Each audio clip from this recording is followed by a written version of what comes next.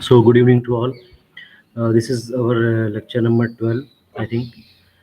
So, till now, we have discussed permeability and seepage. Seepage के कुछ और points discuss करने थे आपसे.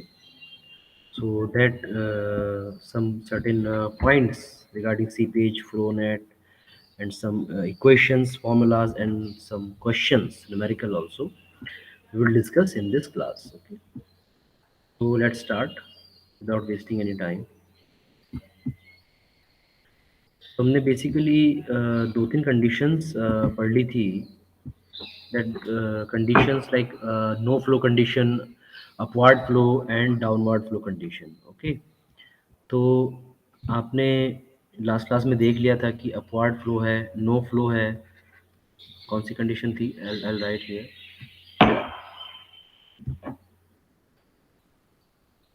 No flow condition, upward flow condition, and then downward flow condition. Okay.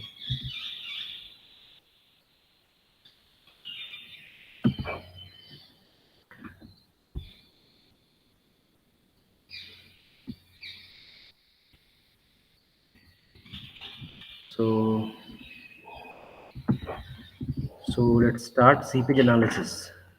Okay. Total head is equal to pressure head plus velocity head and the datum head. Okay. तो इस PDF में बिल्कुल fundamental से basics से आपको जो है brief कर रहे हैं. तो ये सब ऑलरेडी हम पढ़ चुके हैं. तो will quickly revise and will quickly go to the next topic. Okay. So pressure head, velocity head, datum head. ठीक है, ये ऑलरेडी हमने पढ़ चुके हैं. Total head H, pressure head and datum head. Velocity head क्या हो जाता है यहाँ पर सॉइल केस में? 0. Okay. Flow takes place only due to the difference in total head. Obviously ये मैंने आपको बताया था, difference of total head. Pressure head difference alone or datum head difference alone cannot cause the flow of water through soil. तो या तो datum head अलग से या pressure head अलग से, ये alone यानी यही एकमात्र कॉज नहीं है फ्लो होने के लिए.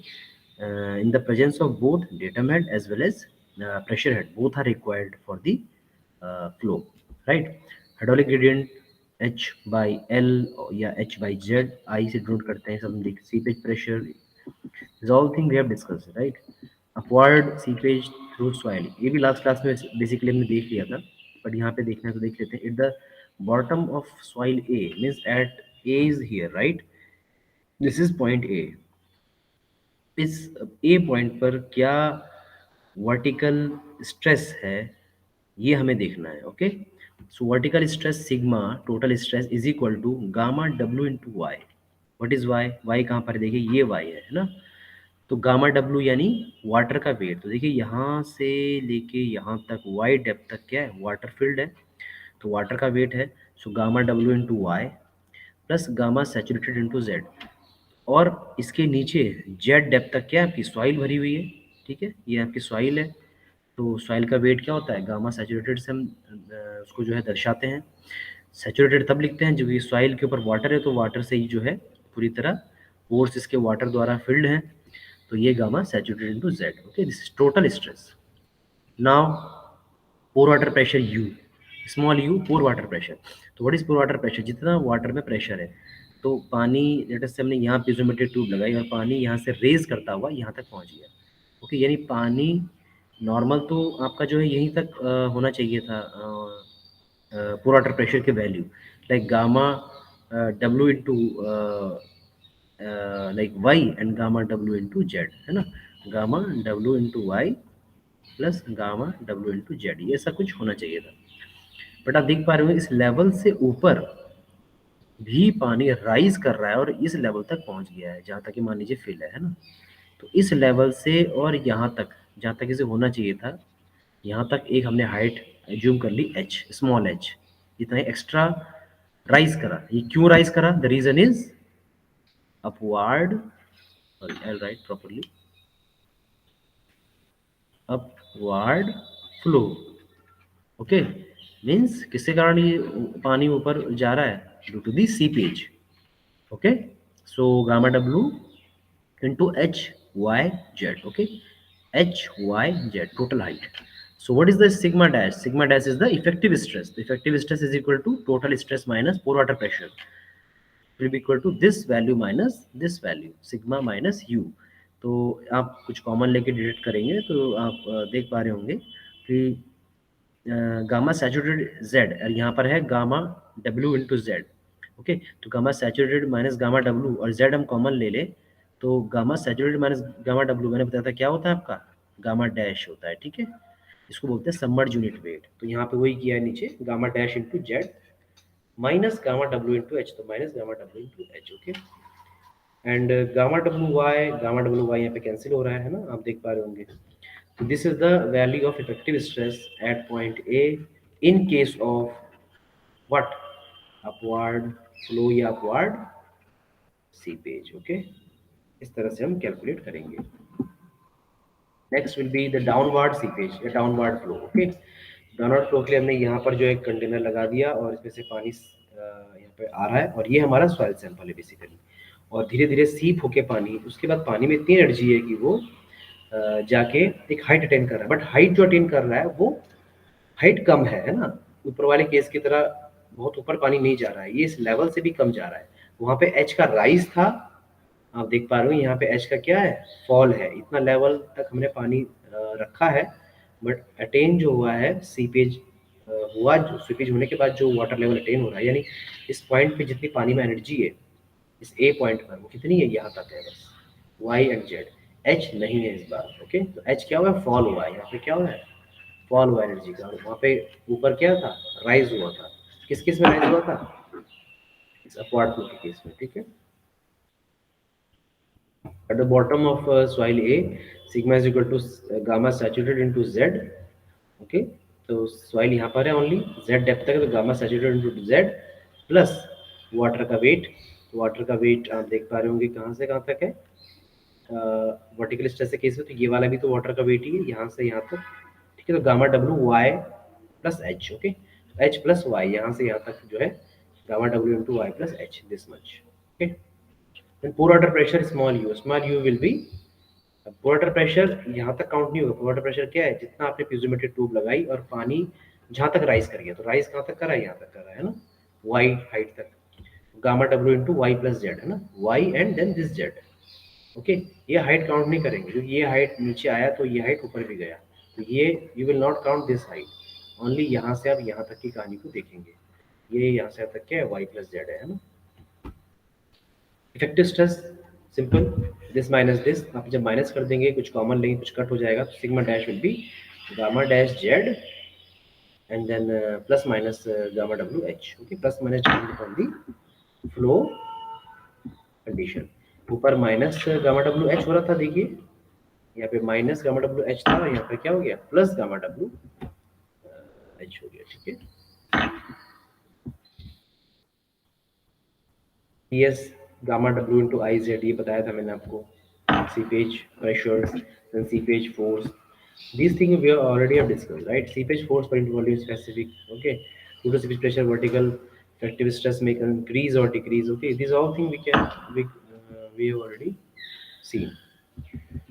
Quick sand conditions, it is the flow condition existing in fine sand or coarse silt, okay, and when the flow takes place in upward direction, the seepage pressure act in the upward direction. Okay, so these things gamma z seepage pressure, iz gamma w, okay, yeah, h gamma w, and effective pressure is the gamma w into z. So when this effective stress equals to the seepage pressure, so this will be zero, effective stress will be zero. Okay, तो ये seepage pressure is equal to when total soil pressure, तो जब equal हो जाएगा तो total effective stress resultant stress क्या होंगे zero हो जाएंगे। is not type of sand but it's a flow condition। okay, ये देख चुके हैं। quicksand condition does not occur in clay soil as their cohesion holds the grain together even under upward flow condition at critical hydraulic gradient। तो quicksand condition बोल रहे हैं clay में नहीं होती, क्योंकि क्ले में क्या होता है कोहिजन स्ट्रेंथ होती है, जिस वजह से वो सॉइल में ऊपर मूव नहीं करती। ठीक है, टू प्रिवेंट क्विकसैंड कंडीशन, अब क्विकसैंड कंडीशन हो तो गई, ये तुमने पढ़ लिया है, बट इससे लॉस होता है स्ट्रेंथ में, तो हम क्या मेजर्स करें जिससे ये ठीक हो जाए, या क्या हम मेजर्स करने चाहिए इसके लिए for preventing measures like putting some surcharge load on soil. First point is putting surcharge load on soil, soil के ऊपर आप और लोड पुट कर दीजिए सरचार्ज लोड, क्योंकि नीचे से ही प्रेशर आ रहा है ना वाटर के थ्रू, नीचे से प्रेशर आ रहा है, सॉइल ऊपर को मूव करना चाह रही है, तो इसको कौन रोकेगा, इसको कौन रोकेगा, ऊपर से आने वाला प्रेशर रोकेगा। तो ऊपर से आने वाला प्रेशर आप बढ़ा दीजिएगा किसी तरह, यानी टॉप लोड आप बढ़ा दीजिए, तो somehow so you can prevent the friction condition first. Second is lowering of water table by driving boreholes, boreholes shall be completely dewatered। तो वाटर टेबल की वजह से ये प्रेशर डेवलप हो रहा है। अगर हम ऐसा करें कि वाटर टेबल मान लीजिए यहाँ पर इतनी है, तो किसी तरह हम कुआं खोद दें, बोरहोल कर दें, जिससे वाटर टेबल यहाँ की जगह नीचे शिफ्ट हो जाए। वाटर टेबल घटने की वजह से there will be increase in effective stress, ठीक है सॉरी। तो वाटर टेबल नीचे जाने की वजह से देयर विल बी, यहाँ पे अपलोड कर लीजिए very important point, effective stress will increase, okay, sigma dash will increase. तो फ्रिक्शन कंडीशन आप कुछ हद तक प्रिवेंट कर सकते हैं। critical hydraulic gradient line, the hydraulic gradient at the critical condition when the soil just begin to move is known as critical hydraulic gradient। तो वो हाइड्रोलिक ग्रेडियंट की वैल्यू वो आई की वैल्यू जिस पे just soil is just begin to move, okay, और you can say वो value hydraulic gradient की जिसपे सॉइल पार्टिकल्स अपनी स्ट्रेंथ, शेयर स्ट्रेंथ को छोड़ रहे हैं, ठीक है। This is the point. when the exit gradient is equal to the greater than the critical hydraulic gradient, when I is is greater than the IC critical hydraulic gradient, then the soil is said to be quicksand condition। अगर आपका hydraulic gradient critical hydraulic gradient से भी ज़्यादा होता है, उसको I when I exceeds IC, then the condition, the quick flow condition will occur, okay। तो ये also important point, objective point। Third one is the critical hydraulic gradient depends upon specific gravity and void ratio of the soil, okay। So IC is, it depends, is a function of a small e void ratio and capital G specific gravity। तो ये formula आपका generate होता है when IC is equal to gamma dash over gamma W, ये discuss कर चुके हैं। तो यहाँ से आपका निकल के आता है G minus 1 upon 1 plus E। This is very very important formula, very very important. IC बराबर G minus 1 over 1 plus E, ये फॉर्मूला आप किसी तरह भी मेमोराइज कर लेंगे, ठीक है। कई बार इससे क्वेश्चन आ चुका है एग्जाम्स। और E को अगर आप रिप्लेस करते हैं पोरोसिटी से N के टर्म में, तो आप जानते ही हैं E इज इक्वल टू क्या होता है N over N minus 1। तो वो सब आप पुट करेंगे तो आपका ICN के टर्म में कुछ ये आ जाएगा G minus 1 minus N, okay. तो ये भी फॉर्मूला को ध्यान रखना है। ये बेसिकली आप एक ध्यान रख लीजिए, उससे आप दूसरा तो निकाल ही लेते हैं, निकाल ही देंगे। G minus 1 1 minus N, okay. This is for critical hydraulic gradient.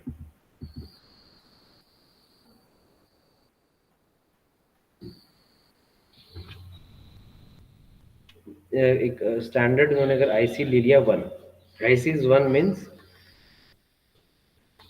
IC उन्होंने अगर वेन एज्यूम कर लिया, यूनिट एज्यूम कर लिया है, तो E की जो वैल्यू आपकी आएगी, रेंज जो आएगी वाइड रेशियो की, that will be 0.6 to 0.5, and specific gravity की रेंज जो होगी आपकी वो G बराबर होगी 2.6 से 2.5। तो अगर 2.6 से 2.85 एंड वाइड रेशियो 0.6 से 0.85, then you can achieve critical hydrogen gradient as well। Critical hydrogen gradient is not affected by the depth of water over the soil surface, okay। It is a critical hydrogen gradient or it's not depend upon the water table। So also very important point, right। एक दो छोटे छोटे phenomenon है, piping, piping क्या होता है देख लेते हैं। because it is related to seepage only, it is a effect of seepage, later effect of seepage। Piping क्या होता है, वो कैसे हम उसको मेजर करते हैं, प्रिवेंट करते हैं। Then Laplace, basically fluid mechanics के ही फंडामेंटल से लाप्लास इक्वेशन है to when the flow is your two dimensional, means we are assuming that flow is two dimensional when the water seeps into the soil. तो इसकी equation है that you can see, and after that topic will come flow net. तो flow net उसके बाद हम देखते हैं, ठीक है। तो हम कवर करते हैं इसको। पाइपिंग आप देख रहे हैं पहले, ठीक है। सो piping means that when seepage takes place through the soil mass below the hydraulic structure like dam, like weir, like barrage, ठीक है, उसके नीचे सीपेज हो रहा है, then the grains will lift by the water if effective stress reduces to the zero। तो grains अपना जो है लिफ्ट करना शुरू कर रहे हैं, इफेक्टिव स्ट्रेस रिड्यूस होते जा रही है। अगर वो effective stress effective pressure decrease होता होता जीरो आ गया and exit gradient is greater than critical hydraulic gradient, ठीक है, then exit gradient will be greater than the critical hydraulic grade. I is greater than IC. With the removal of surface soil at the downstream flow, there is a further concentration of flow into the resulting depression and more soil is removed. Okay, तो basically क्या seepage की वजह से जब भी condition आती है when I is equal to IC, तो सॉइल एक पर्टिकुलर लेयर में लेंथ वाइज वहां से रिमूव हो जाती है कम्प्लीटली, तो एक तरह की एक कैविटी फॉर्म हो जाती है लंबी, लाइक अ पाइप एक कैविटी फॉर्म हो जाती है, इसलिए इसका नाम दिया पाइपिंग। इस सॉइल वहाँ से पूरी पूरी रिप्लेस हो जाती है और वहाँ पे एक हॉलो कैविटी फॉर्म हो गई, सिलेंड्रिकल लॉन्ग लाइक अ पाइप, तो इस फिनोमेनन को बोलते हैं piping. Okay, so the process of erosion progressively extend backward towards the upstream side and the results in the removal of soil and developing pipe-like formation beneath the floors. Okay, तो ये definition आपको ध्यान रखनी है, removal of soil and developing pipe-like formation beneath the floor. The floor में subside in hollow, तो subside हो ही जाएगा definitely when it will be hollow, load पड़ेगा तो load को ले ही नहीं सकता है ना, so this is about the piping.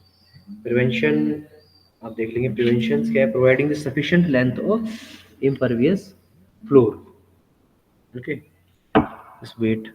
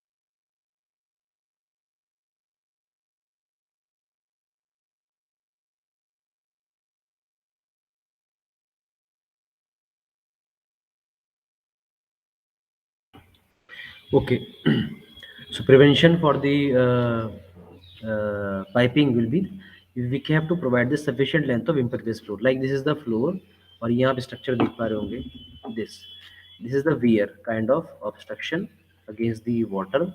Okay, तो ये पाइपिंग मान लीजिए इस तरह से फिनोमेना हो गया है ना, तो reduce this we have to increase this length of floor. Okay, providing piles at the upstream house, या तो आप फिर इसमें ऐसे जैसे कट ऑफ पाइल्स आप प्रोवाइड कर दीजिए, तो वाटर विल फ्लो और will seep like this. Okay, in surrounding of this pile like this, ठीक है. तो पाथ आप ज़्यादा कर रहे हैं तो वाटर की आप क्या कर रहे हैं, एनर्जी कंज्यूम करवा रहे हैं. जब वाटर की एनर्जी कंज्यूम हो रही है तो पानी में इतनी एनर्जी है ही नहीं कि वो सॉइल को वहाँ से रिमूव कर पाए, वहाँ से उखाड़ पाए, ठीक है ना. So by this providing this cut off piles you can prevent the piping phenomena, piping failure. Providing the drainage filter like graded filter or inverted filter. Okay, तो यह बेसिकली क्या करते हैं, डाउन स्ट्रीम साइड में, this is down stream side, this is up stream side, यहाँ पर आप क्या करते हैं, कुछ तरह के inverted filter, graded filter, gravel filter आप प्रोवाइड कर देते हैं, जो एक प्रेशर नीचे से जो आता है एक्सिस ग्रेडियंट के थ्रू, वो प्रेशर ये फिल्टर रिलीव कर देता है. क्या करता है, रिलीव कर देता है. Okay, by this you can provide. Okay, the factor of safety against the piping or quicksand. This is also important thing. F is equal to critical hydraulic gradient divided by the actual gradient or exit gradient. Okay, तो ये formula भी आपको ध्यान रखना है. Very important point. Factor of safety against piping will be critical hydraulic gradient IC or I. Okay. Next point will be the, okay, fine. Flow net, what is the flow net, ये थोड़ा discuss कर लेते हैं, important है, then will bind, then will close this lecture, will end up. So flow net basically क्या है, तो इस तरह से आप मैश एनालाइज करते हैं, कुछ लाइंस आपकी जो है हॉरिजॉन्टली इसमें आप शो करते हैं, ठीक, कुछ लाइंस आप इसमें वर्टिकली शो करते हैं, और इसको मिला के बनता है आपका नेट। ओके, ये जो हॉरिजॉन्टल लाइंस हैं,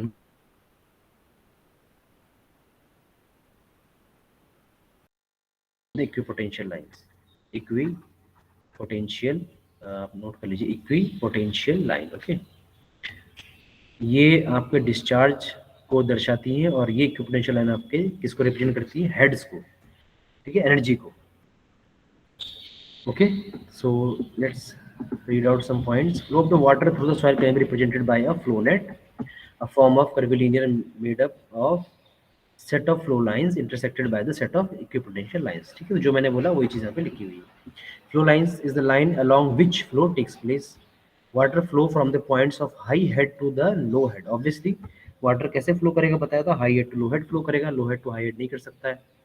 And make a smooth curve representing the path followed by the moving particle. Moving particle के द्वारा बनाया गया ये अगर पाथ है, इसे पाथ लाइन कहते हैं फ्लूइड मैकेनिक्स में। तो उस तरह से जो ये पाथ फॉलो हो रहा है, ये यहाँ पर क्या है, फ्लो लाइन्स है। Flow lines are like stream lines. Okay, streamed lines are like line we read in fluid mechanics, that if you draw any tangent on that line, you will get the velocity for that particular point. Equipotential line is the line joining all the points having equal total heads or potential head. तो अगर मतलब कहने का अर्थ ये है कि इस line के along डिस्चार्ज कांस्टेंट होगा Q1, दूसरी लाइन के अलोंग डिस्चार्ज कांस्टेंट होगा Q2, तीसरी लाइन के अलोंग डिस्चार्ज कांस्टेंट होगा Q3। सिम उसी प्रकार से इक्विपोटेंशियल लाइन के केस में देखें, यानी वर्टिकल लाइन के केस में देखें, तो वर्टिकल लाइन के अलोंग हेड कांस्टेंट होगा। मानिए कुछ लेट अस सपोज 20 हेड है यहाँ पे, फिर कुछ वाटर ट्रेवल करा, सीप करा, एनर्जी लॉस हुई, तो सेकंड लाइन के थ्रू हेड कांस्टेंट होगा। मान लीजिए यहाँ पे 18 हो गया, 2 घट गया, कम हो गया। थर्ड लाइन के अलोंग मान लीजिए 16 हो गया, है ना, 14 हो गया, 12 हो गया। तो इस तरह से मान लीजिए 2 2 2 आपका जो है हेड कम हो रहा है, तो डेल्टा एच आपका 2 हो गया, है ना, टोटल हेड आपका 18 हो गया। एंड लास्ट में आपको देखना पड़ेगा, लास्ट में अगर आपका हेड लेटेस्ट से फॉर एग्जांपल 6 है, तो टोटल हेड आपका जो आ जाएगा वहाँ पर क्या है, 18 माइनस 6, है ना। तो H will be the head under which flow takes place, तो 18 माइनस 6 विल बी 12, और यहाँ पे आपका 2 2 का लॉस हो रहा है ना।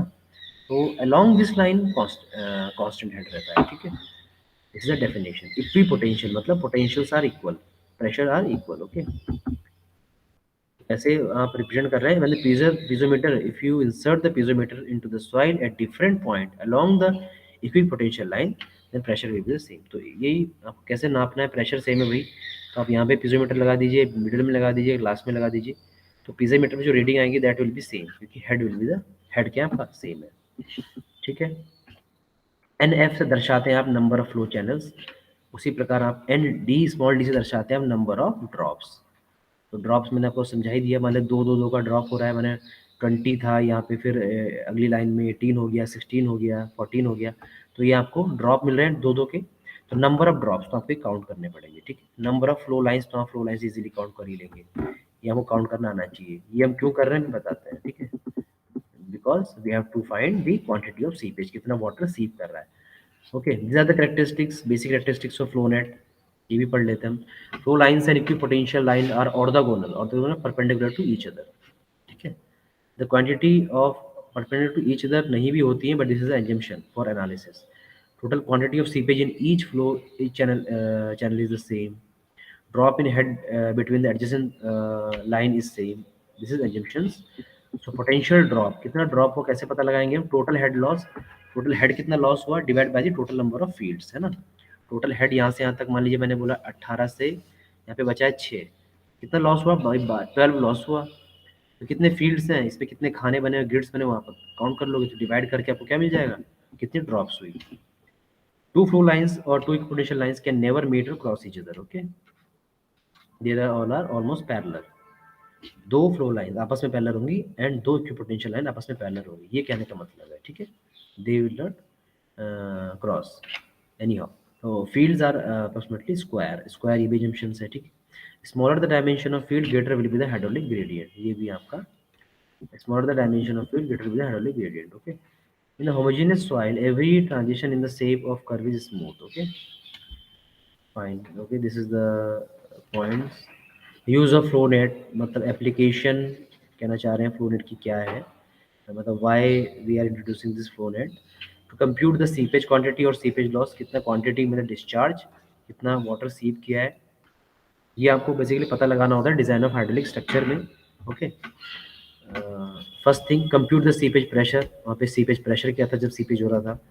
अपलिफ्ट प्रेशर क्या है, वाटर जब यहाँ से एग्जिट ग्रेडियंट के थ्रू आ गया तो यहाँ पे डाउन स्ट्रीम में वो क्या लगाता है, अपलिफ्ट प्रेशर लगाता है, जिसके लिए हम क्या प्रोवाइड कर रहे थे, अभी बात कर रहे थे इन्वर्टेड फिल्टर, राइट।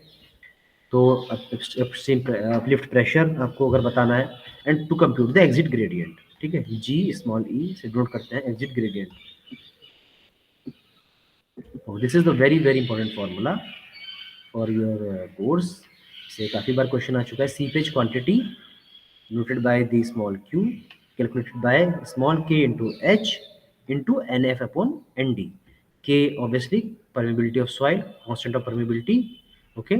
अब फ्लो दो डायरेक्शन में हो रहा है, वर्टिकल भी हो रहा है हॉरिजॉन्टल भी हो रहा है, मींस आपके पास वर्टिकल परमेबिलिटी भी है हॉरिजॉन्टल परमेबिलिटी भी है। सो रिजल्टेंट क्या हो जाएगा आपका, रिजल्टेंट परमेबिलिटी आपका फॉर्मूला क्या है, ये के एक्स मान लीजिए हॉरिजॉन्टल है, के वाई मान लीजिए आपकी वर्टिकल है। So what will be the resultant probability? That will be under root kx into ky।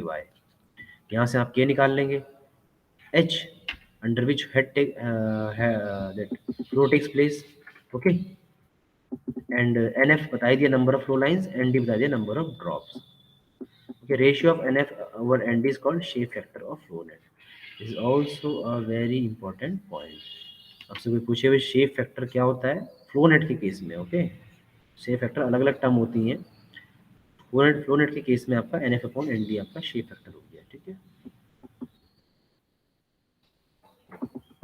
This is how we calculate the seepage pressure, okay, seepage force per unit volume, okay, ये हम देख चुके हैं already. Head causing the flow, small H the head causing the flow और difference between the upstream and downstream water level, delta H is equal to total head divide by the number of drops. तो total head कितना loss हुआ, number of drops कितने थे, ये अगर divide कर देंगे तो आपका क्या आ जाएगा, एक फील्ड में कितना लॉस हुआ है ना, one drop, loss in one drop, okay। Calculation of outlet pressure from flow net, okay, this is also you can say application। exit gradient पे आप निकालते हैं से, तो I exit कहीं G से नोट करते हैं कहीं I से, delta H over delta L, head drop per field delta H over ND, delta L is average length, ये सब बताइए। Factor of safety against piping IC over IG, I exit IE, okay, against piping.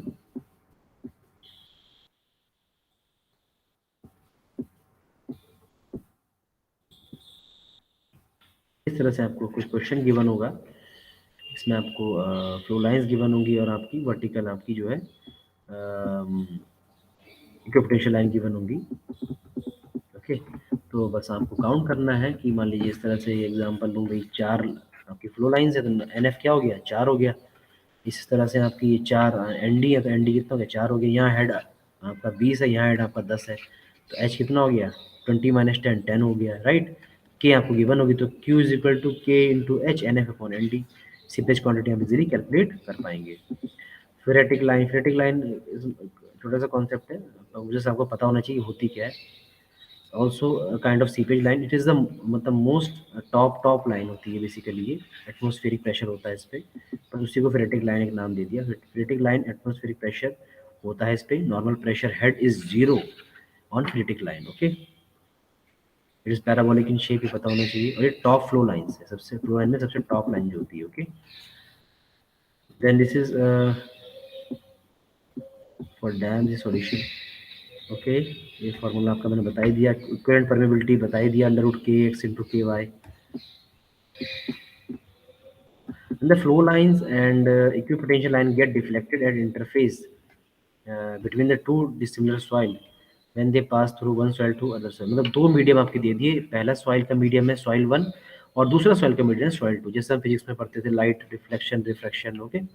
Like that. तो जो permeability है वो कुछ deflect होकर इस तरह से आ गई। तो K1 K2, तो जो डिफ्लेक्शन एंगल है अल्फा 1 उस पर डिपेंड करता है ना। तो tan alpha 1 over alpha 2 is equal to K1 upon K2।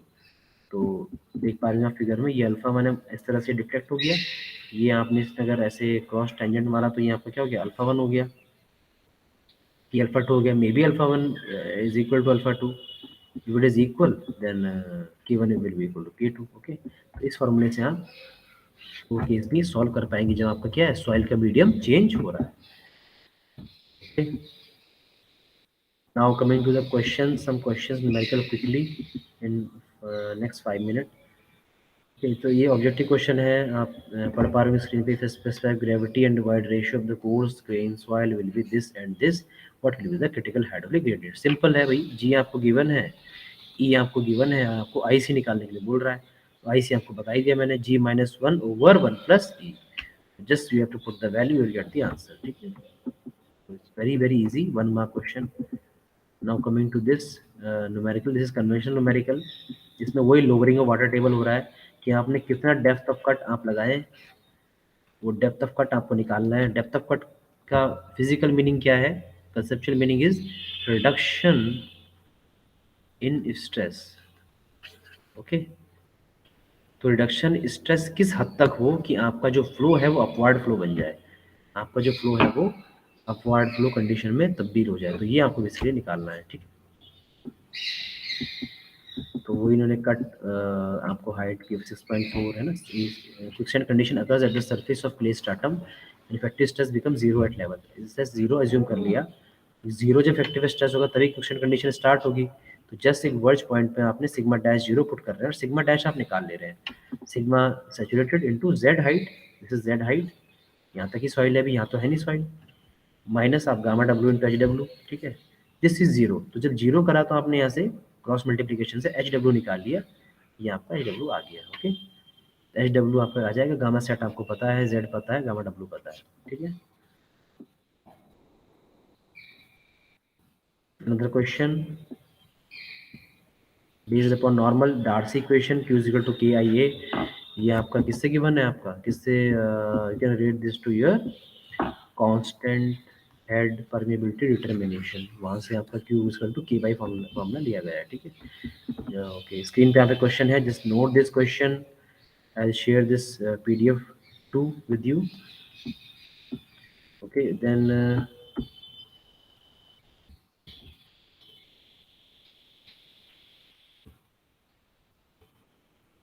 we go through all these numerical। एक न्यूमेरिकल मैं आपको बताना चाह रहा हूँ, सीपेज क्वांटिटी वाला, दैट ये जो अभी हमने डिस्कस किया recently, tan alpha 1 over tan alpha 2 is equal to K1 upon K2। आपको एक अल्फा गिवन होगा, एक नहीं गिवन होगा, परमिबिलिटी आपको K1 K2 गिवन होगी तो अल्फा निकाल लेंगे, दोनों अल्फा गिवन होंगे तो आपको एक के नहीं गिवन होगा तो आप निकाल लोगे इजीली। ठीक है, टेन इनवर्स कर लेंगे, आप निकाल लेंगे। This is the numerical, yes, I want to discuss this one. Dam is located over the anisotropic soil. Okay, when the soil is not isotropic, means properties of soil is changing in the direction, having the coefficient of permeability K is equal to 8 into 10 to the power 6 in horizontal direction and 2 to the 10 to the power 6 in vertical direction. So K1 8 into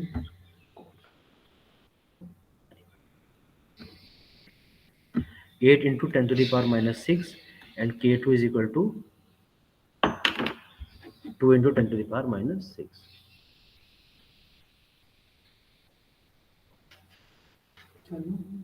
बोल तो लिए नहीं उसको।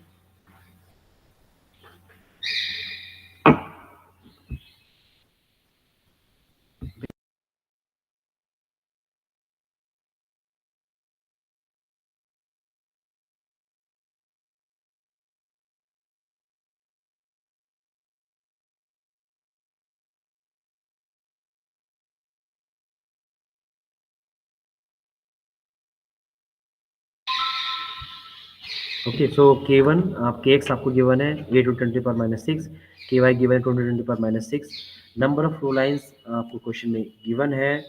Okay, 6 number of flow channels and 12 numbers of the equipotential drop. Okay, NF is 6 and D is 12, everything is given to you, right? head causing the flow, h is equal to 16 meter. Okay, is it given to you in the question? Let me see. The if head is causing to the flow is 16 meter, head is given to you, everything is given to you. Q is equal to k h nf over nd. Okay, so everything is given to you, just put the values, you will get the seepage quantity. K आपको resultant K निकालना पड़ता है, right? मैंने already बता चुका हूँ आपको, that is kx into ky, वो आप निकाल लेंगे, you will get the quantity of seepage. Next question be based on that, similar, you can solve this. Okay, so we are ending this lecture.